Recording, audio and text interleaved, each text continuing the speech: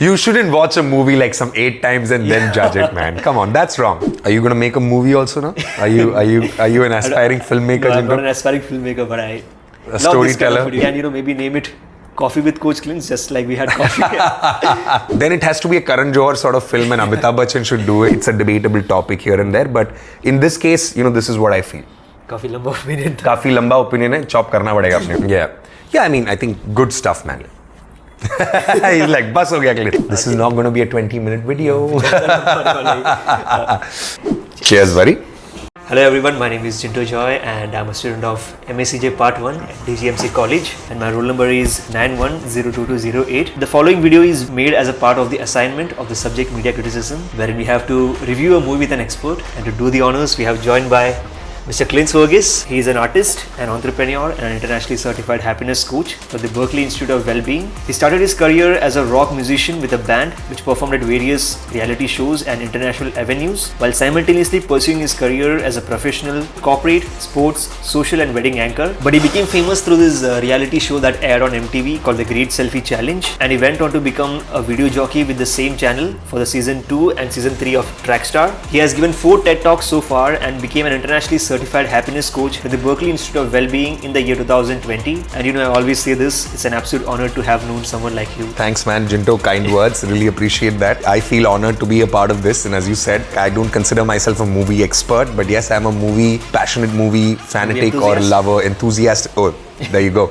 You got the word right. Yeah. So I'm a movie enthusiast. I love watching movies. I've grown up watching a lot of Malayalam movies and it was a pleasure jamming along with you. I was a little concerned it's going to be a 2-hour, 40-minute long movie. Yeah. But I think a great choice with the movie. I had fun. So the movie that we are going to review today is this Malayalam film called Home, starring Indran's, Manju Pillai, Srinath Basi, Naslin and the late KPSC Lalita. So we just finished watching the film some time back, and Clince, over to you. What are your first thoughts about the film? I have to say this. I used to watch a lot of Malayalam movies growing up as a child. So there was a lot of Mohanlal, Mammootty, Dilip. The late 90s, the early 2000s were all like commercial film. Yeah. I'm not denying the fact that there were some great art movies also made. But I feel today the Malayalam movie industry has evolved so much. There is a complete global perspective, yet at a value system level it shows the cultural aspect of Kerala Nad, as we call it. Malayalam movies have wonderfully grown and evolved. We can see that through the work, and great choice for the movie Home. Yeah? You could see that Kerala values the global integration of technology coming on board and of the likes, all beautifully mixed in together in this movie. And while speaking of technology, the movie in fact starts with a line which says, just try not to check your phone while watching the movie. Yeah. Which we obviously failed because we are preparing our notes for this particular review. And again in the interval part it says, it's time to check your phone. So I feel that was a clever move indeed. See, it's humor, right? I consider it as very nicely put out humor, and the fact that it's a clear indication, they're reminding you that don't get distracted, be completely glued on.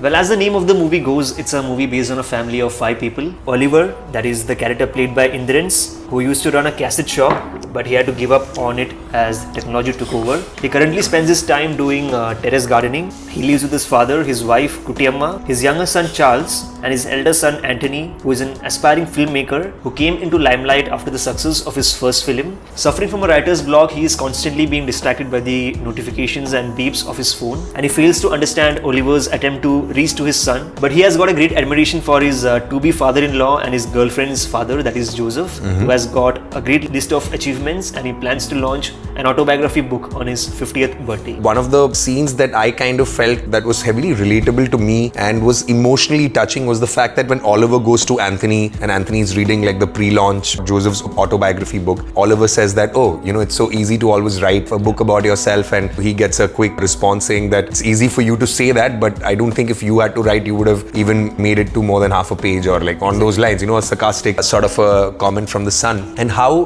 that impacts the father, because the father is aware that the son would have liked if his father was an extraordinary man. And then the continuity of it where he goes and meets his friend Suryan and he shows his disappointment, like it's so evident. And I think, it was a bit relatable because I have not seen my dad coming in complaining about a lot of things about life or about his work or whatever it is. And I'm sure he's gone through his own moments of despair and crying and being all of that, but never shown it to us. It comes from a place of intent that I can't break down in front of my children or let's say family in that scene. And I could relate that with Oliver's character, like Indran's. What a beautifully carved out character. And the fact that he goes to Suryan and they discuss about something extraordinary that they've done in their childhood 40 years back, right? And how that conversation is part of the larger plot in the movie as we go ahead. And as the movie progresses, Oliver assumes that the only way to get validation from his sons is by actually becoming a tech savvy, and his quest to get himself a smartphone finally succeeds, and he starts to explore the different features that a smartphone has to offer. Well, all those scenes were like quite funny,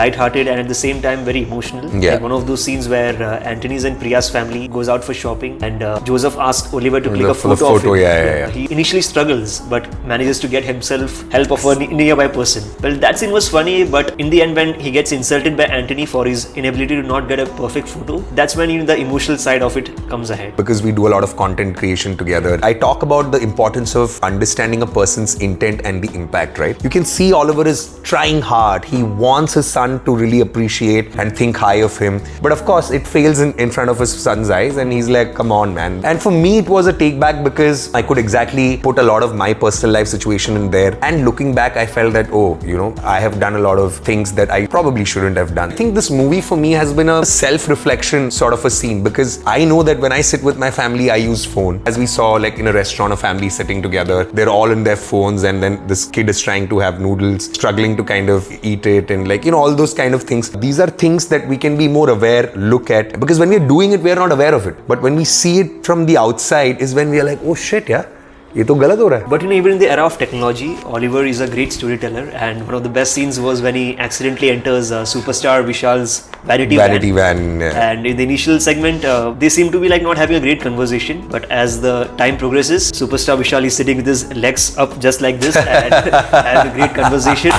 In the end, in fact, superstar Vishal mentions that your father is a great storyteller, and this is how you should narrate stories. And he says that to Anthony. And Oliver's attempt to master, the mysteries of smartphones lead him to a certain series of misfortunes which turned out to be not so happy for Anthony. And one of the best examples was when the Facebook Live, it accidentally gets turned on, and Anthony is speaking ill of superstar Vishal, and later Anthony finds himself in a series of dark moments, we can say. Oliver is trying his best. It's not his fault per se for all of that to have happened. It's just like luck going on the other side. Sometimes, it's not the other person's forte, but that person wants to grow, wants to do things. A very key take back was you need a culture of empathy, be it at home, be it at work, be it at college, wherever you are, right? Imagine how happy he would have been had his son just given a hug and said that it's okay, you tried your best, it wasn't a good picture, press some button, galti se ye ho gaya. Of course, it puts him in a very bad light. He wants to do a movie with a superstar. And as you rightly mentioned about empathy, I feel all those small expressions given by Indran's, that is the character of Oliver,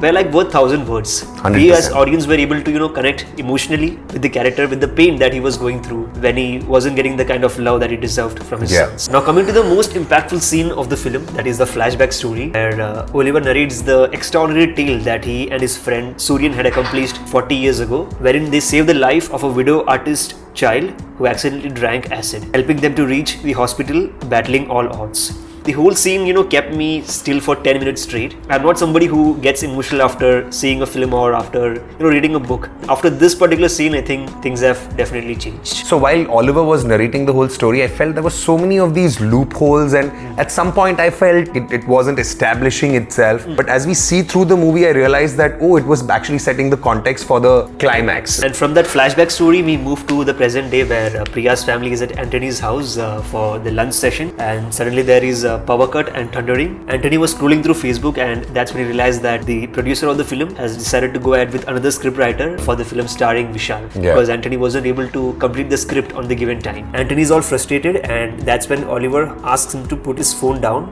since it was thundering.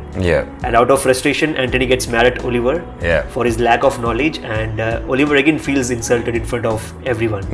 Generally in a scenario like this, he could have, because he's the father of the house, it's his house. He's the hero of the film. He's the hero of the film. He has the right to give it back to whoever says whatever in his own house. But he holds back, shows empathy at some level. Most powerful part of Oliver was his ability to regulate his emotions. Of course, it's affecting him. It's pretty evident that he is upset about things, but he's not reacting reacting to it. He's keeping his calm and composure. And that's when you see suddenly his wife coming in and giving it back to the son. You can't talk shit to your father like that. And I think that was pretty cool. And when the grandfather walks in, she is all silent suddenly. Yeah, and that kind of shows the conservative sort of environment. I think things have changed now.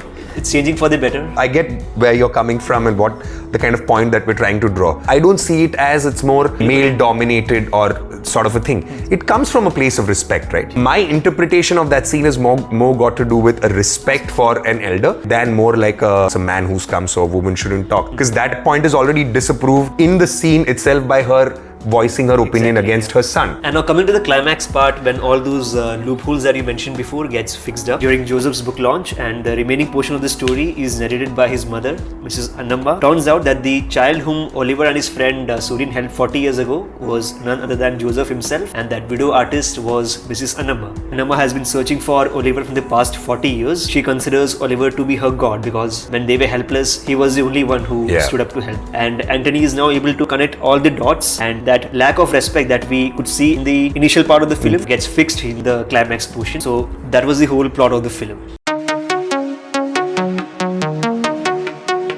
Okay, let's speak about the positives of the film. The biggest positives for me was the fact that it was relatable. It's that family environment, South Indian, Malayali, Catholic sort of scene. The value system is very much what we have born and raised in. It was super relatable, though it is based in Kerala and we were raised in Bombay. All those nuances that we see between the characters and the lifestyle that they live, hyper relatable. And I think also the fact that when Oliver kind of tries to say something to Kuttiyamma and she's in the kitchen, so she's like giving tadka or putting the grinder on, I could again take it back to some of the moments in the house. There are all these moments, sometimes you're just too tired of listening to your partner and you're like, "Arey, just jaan de yaar." So it was just one of those very small thing, but again, right, relatable. These are real things. I could relate a lot to that YouTuber character played by Naslin. My mom, she always keeps telling me this: your room is always messy. How do you even manage to even survive inside this? The background music of the film was too good. In the initial part, it was like a feel-good stuff, and towards the end, the same music with a higher tempo. It felt, emotional. Even all those fancy animations that kept popping in between, those were like very fancy. So Jinto, completely agree with you. Great storytelling, great background music, good job done by them, and also great casting, because let's say actors like Indran's, right, who's driving force in the movie, he was a comic side character, sidekick sort of a person. He would do all sorts of crazy things that would make you laugh. But now look at him, the evolution of actors in general, be it across the border, but specifically talking about this Malayalam movie, films. Salim Kumar, Indran's, of the likes, these were all sidekick comedy characters.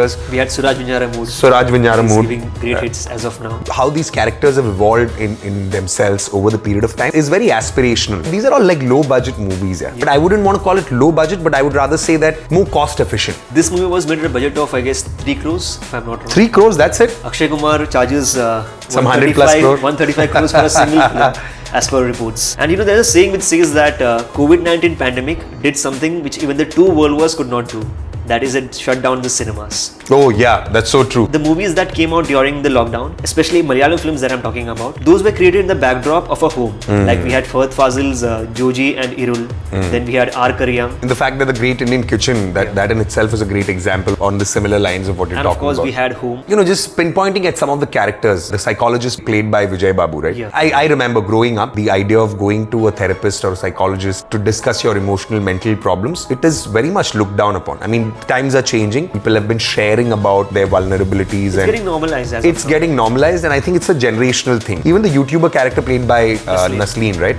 Very relevant, very Gen Z sort of a perspective given within the whole fabric of intense cultural values, traditional set of rules and regulations, and then you fix in a character. I felt that character could have been a lot irritating if not executed properly. Yeah. But by highlighting the emotional side of him, they were able to mold that character in a better way. We were able to relate because we both have got siblings. Yeah. And no matter how much ever we fight, we are always there to uplift each other in our lowest points. And Yeah. I hope my sister, she is watching this. I'm If sure. She is, yes. I'm then sure I she's love you. watching. I just want to say that. Kya baat hai. I really appreciate that. I love you too, Chinju. I'm sure you're also watching this in Canada or wherever you are.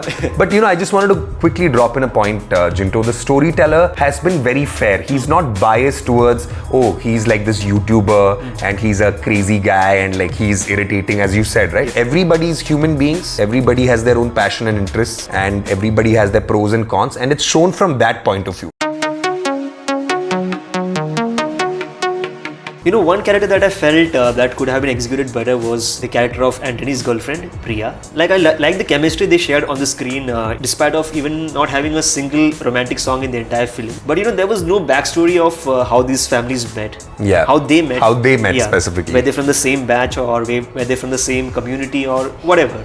Great point. I didn't kind of think of it that way. Now that you said, I'm rethinking, and there is no start to their relationship that they've shown. But I think fair enough. That's how it is. One more thing I wanted to point out was Jinto, the character Annama, right? Like she's really wanting to search these two kids who have saved her son. Yeah. I mean, it would have been easier. There is a common platform of church. You see in one frame where he's wearing the altar boy's costume. The red outfit. Red and so I'm guessing it would have been easier had she just gone to the church and inquired. But see, it's all happening in hindsight, right? Yeah. It's not when the son is hospitalized. She's not worried about who got them there and all of that. And then later she's looking back and then she's trying to figure out. That's one bit that I personally felt maybe she could have inquired and got to know who had saved and maybe done something Logic about was it. definitely missing there. Yeah, but it's okay. I mean, I felt, but it's here and there, personal interpretation, but yeah. Just like you mentioned at the start, it's a 2 hour 41 minutes film. So I felt the second half of the film was a little slow pace compared to the first part. Maybe they could have, cut down a lot of portions just to cut down the timing. But at the same time, I feel it was essential to build the whole story and to lead it to the climax. So I think that is justified. And also I feel, Jinto, the younger generation might want a 90-minute movie. But the larger chunk of audience to whom this movie is made, that might not do justice. Though there is not a lot of sing-song and all those kind of bullshit that we see otherwise,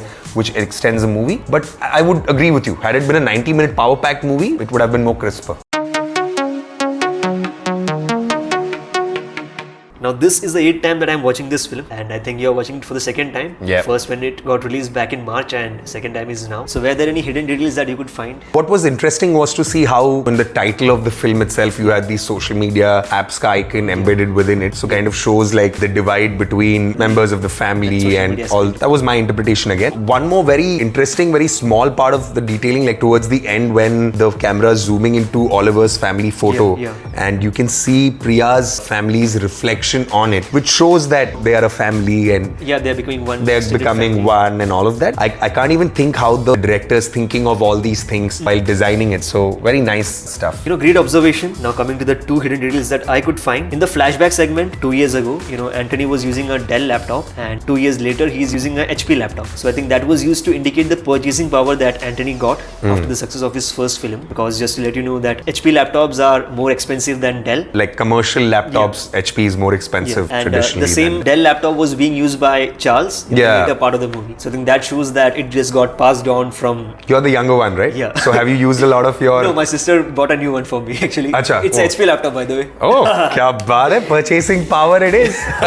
The name of Anthony's first successful film was Stories, and that is pretty much evident from his Facebook cover photo and also from the script that was kept in his room. Another brilliant highlights were the 3 books that were kept on psychologist Franklin's table, which says in Malayalam, written by Dr. Sunny Joseph. Just to let you guys know, it's the name of the iconic character played by Mohanlal in the film Manichitra Tara, the legendary film, the classical film as we all call it. Which was remade into Bhool Bhulaiya in Hindi by Akshay Kumar, played his role. Exactly. And if you remember in one of the scenes, Telagan in fact mentions that Dr. Sunny has written 2 books. And I feel he wrote the 3rd one after leaving Madambally, maybe.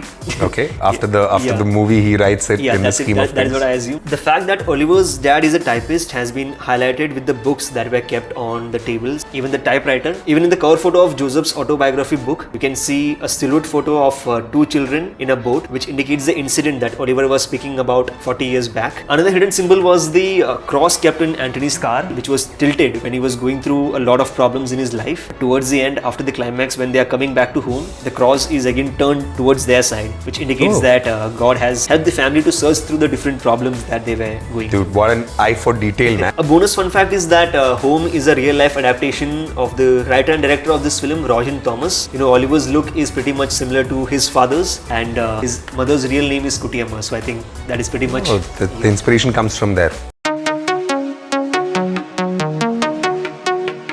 Now coming to the few mistakes that I could find here and there. The start, when Anthony gets a call from his home, the time is mentioned to be 8:22 a.m. and the movie producer arrives in the next 5 minutes, and that is exactly when he gets a call from Priya. The time is shown to be 1:10. So that was a huge mistake, I feel. Another confusion was with the spelling of Charles. The name is saved as Charlse in Oliver's phone, while in Anthony views it on his Instagram story as Charles, and in Suryan's phone it is shown as Charls. So there were 3 different versions of his name. In the flashback segment, when we were like going 40 years back, there was a red color spot in this part of Annamma's hand when she was drawing using the red paint. Yeah. That might have just imprinted. In the next scene, when she's running towards her child, that spot gets disappeared. Even the cup kept on Anthony's table when the producer arrives keeps moving here and there when the scene is on. A lot of retakes must have happened.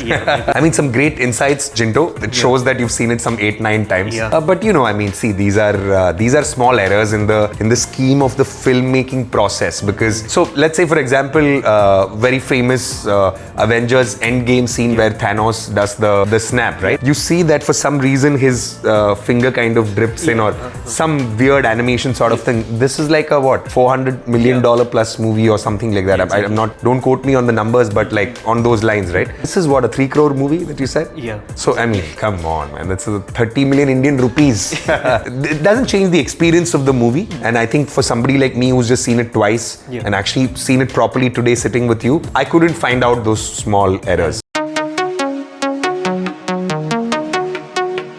So Clince bhai, what are your final thoughts about Home? It's a must-watch movie. I think it's a movie that deserves a global appreciation. Today we talk about watching foreign languages movie, like be it German or Korean or off the likes. And I think today Indian film, right, be it movie made in Kerala or anywhere else, it's become global standard. These are cultural values one can associate with. The last 20 minutes especially, it kind of just, in Hindi we call it Dil Lahu Luhan Ho Gaya sort of a scenario. I think it deserves a global appreciation. What I feel is that Home is definitely a great lesson for any aspiring filmmakers. It just shows that you don't need a great budget. You don't need to have the greatest actors of the world. All you need is the desire to give your audience a fresh one experience. And if you can do that, they will definitely celebrate it. And I feel that is what has worked for Home. So Clince by the exciting part of it. Now let's rate the movie based on different parameters. I'm going to read out the parameters for you. We have like 10 parameters. So first is the plot of the film, the story and the whole concept. Let's say I would give a 4.5. I would give 5 out of 5. Yeah. The attraction of the film, the entertainment value, and the whole premise. No, I would give a 4. I think I'd give 4.5. The theme of the film. Man, it's very tight. Like, I'm super impressed, and now that the movie's still wearing off, I'd give it a 4.5 because very family oriented, relatable. Yeah, same for me as well, 4.5. The acting. Man, a 10 on 5 or whatever, like if that's possible, because great acting, like very as believable. We said, the actors were perfectly pleased. Perfectly pleased, great casting. Definitely 5 on 5. The dialogues of the film. Powerful dialogues, but more than the dialogues, it's the acting that was more powerful for me. So I'd be dialogues were like quite realistic, I feel. Realistic. Yeah, it was like taken from real life conversations. Yeah. So, I mean, I'd give a 4. 4.5. 4.5. Yeah. You're a bit lenient that way, Jinto. The cinematography of the film. Oh, dude, brilliantly done. We could give a 4.5. I think I'd give 4 just because of all the mistakes that I could spot. Oh, yeah. You shouldn't watch a movie like some 8 times and then judge it, man. Come on, that's wrong. Yeah. What do you guys think? The editing of the film. Nicely done, but I think could have been crisper. That's a very personal opinion. Yeah. So I'd give a 4. Even I would give 4.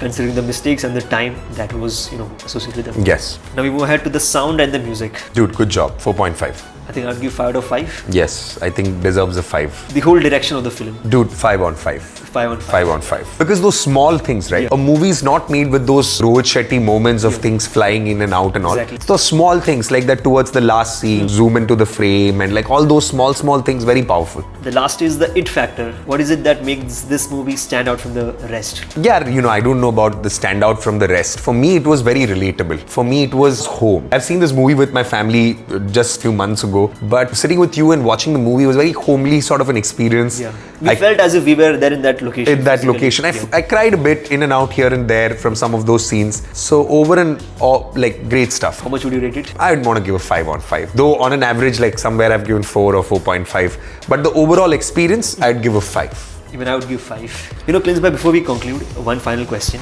If this film is ever remade in Bollywood, who do you think would be a perfect replacement for the character of Oliver Twist, played by Indran's? Any Bollywood actor that comes to your mind? Like, I would think of Pankaj Tripathi. The late Irfan Khan can do it. Nawazuddin Siddiqui. I think Nasiruddin Shah. Like, these are some of the names that I could throw in. It's a very basic role. It's not like fancy, out of life, big rich sort of guy. Then it has to be a Karan Johar sort of film and Amitabh Bachchan should do it. And then the fabric of the movie changes. I hope the Bollywood does not spoil this movie in the name of remake. That's the least that I can pray for, because I love this film. Yeah. The core. I think it's like Kabhi Khushi Kabhi Gum sort of a vibe can't be there because, it's a very... The generation has changed. The taste of people has changed. Yeah. I think that is pretty much it for this particular review. I'd like to thank Professor Shahnawaz Islam for this amazing yet challenging project. This was the first time that I was reviewing a movie, and thanks to Coach Clince for his time. Come on, man. It was a pleasure. Thanks to Shahnawaz, sir. Really appreciate the fact that you kind of enabled this opportunity. We worked together. We spent a lot of time together doing different kind of stuff. But today was like sort of a, sitting together, watching movie. We didn't eat popcorn, but we had some sandwich and coffee all throughout. So, Clince, any final words from you? Gone are the days where Malayalam movies were looked down upon as some masala films or like action film or whatever it is, right? I feel with the rise of OTT platforms, it's become quite global. The new generation directors, film producers, storytellers, they have the access to global cinemas and they're bringing in that sort of a sensibility, yet keeping the values and culture of what we've grown up in. So I think great stuff and super excited about Malayalam film industry growing more. So once again, thank you, Clince. I don't know how long we have recorded, but I hope the video turns out to be very good. And if this turns out to be good, let's do more of these reviews. Let's please do it. We can maybe name it Coffee with Coach Clince, just like we had coffee. Actually, Judgmental with Jinto doesn't sound... We should do a podcast, man. I feel this hopefully sets some foundation for future series of content that you build in a specific film review. Yeah, man, Judgmental with Jinto, and let's get you full marks for this project, man. Boom. So, yeah, that's it. That's it. It's a cut. It's a cut.